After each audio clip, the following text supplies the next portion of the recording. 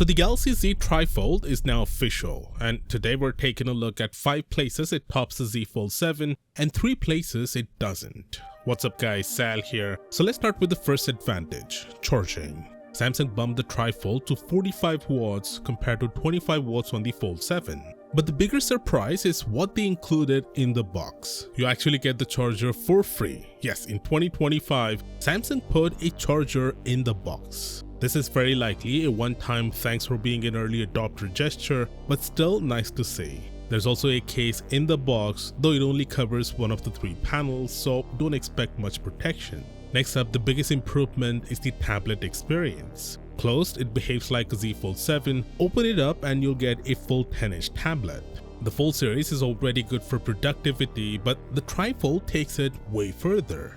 Videos look much bigger thanks to the wider tablet aspect ratio. It's only a 2-inch jump on paper, but the actual surface area difference is far more dramatic. And it's not just videos. Apps like File Manager, Samsung Health, Gallery, and YouTube adapts into full tablet layouts that feel natural instead of stretched. And you can flip it to portrait mode for browsing or vertical content just like a real tablet. Multitasking is another area where the TriFold stand out. The Fold 7 handles multitasking well, but here you can run 3 apps side by side without everything feeling squeezed. The extra real estate makes a noticeable difference, and it quickly becomes the defining feature of the handset. Z TriFold has a 5600 mAh battery, which is 1200 more than the Z Fold 7. The bigger display will naturally use more power, so the real-world gain might not be huge, but it's still the largest battery Samsung has put in a premium phone. Both the Fold 7 and TriFold support DeX, but the TriFold offers a true on-device DeX experience. On the Fold 7, you need an external monitor, but with the TriFold, DeX runs directly on the device, similar to their tablets. You can open multiple apps, switch between desktops, and treat it like a small computer when paired with a keyboard, mouse, and the kickstand case. You can even use it as a second monitor, giving you a full dual screen setup powered entirely by your phone. It's the first time DeX truly feels practical on a handheld device. The hardware is also surprisingly thin. When unfolded, the TriFold measures just 3.9mm at its thinnest point, which is even thinner than the Fold 7's 4.2mm. Folding it twice does make it thicker at 12.9mm, about 4mm more than the Fold 7, and it's heavier at 309 grams compared to 215. But let's be honest, it isn't a fair one-to-one comparison since the TriFold is a larger class of device. But even then, Samsung managed the dimensions better than expected. Now brightness is where Samsung cut back.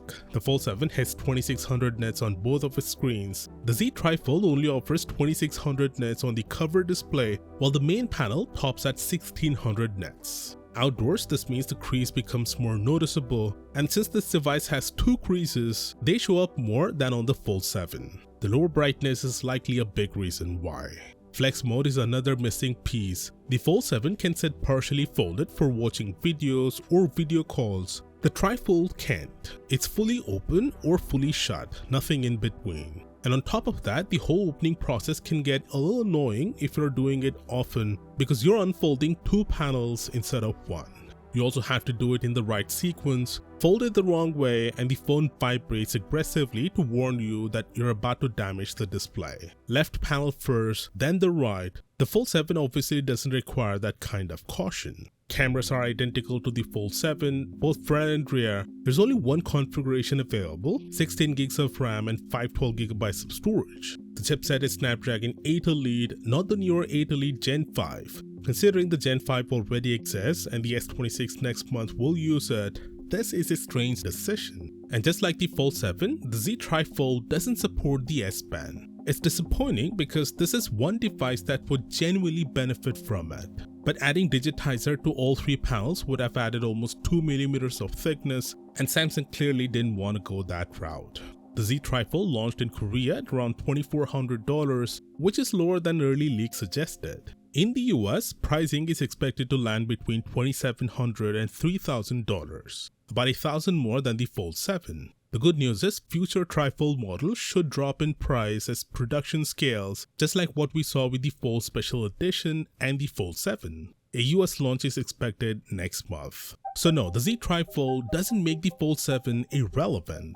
The Fold 7 is still strong on its own. But as Steve Jobs famously said, every once in a while, a revolutionary product comes along that changes everything.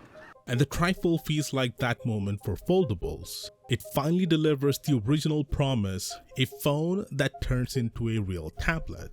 Now I saw some say that they would rather buy the S25 Ultra and the Tab S11 Ultra and still end up cheaper than the Z TriFold. Well, that argument sounds good on paper, but it ignores the whole point of the TriFold: convenience. You can't take a huge tablet everywhere. You're not carrying a Tab S11 Ultra in your pocket. The TriFold gives you a proper tablet experience anywhere, without bags, without juggling devices. Phone when you need portability, tablet when you need space. The two device combo simply can't replicate that.